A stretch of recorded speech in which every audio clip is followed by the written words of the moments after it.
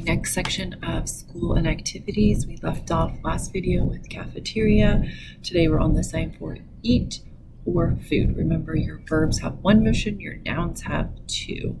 So eat, food. The next one, the sign for erase, like you're erasing on the board, versus like an eraser, like your rubber eraser.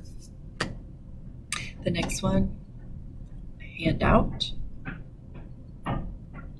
The next one, to move, to put, or to place. The next one, paper.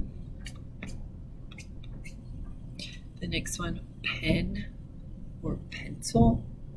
Pen or pencil.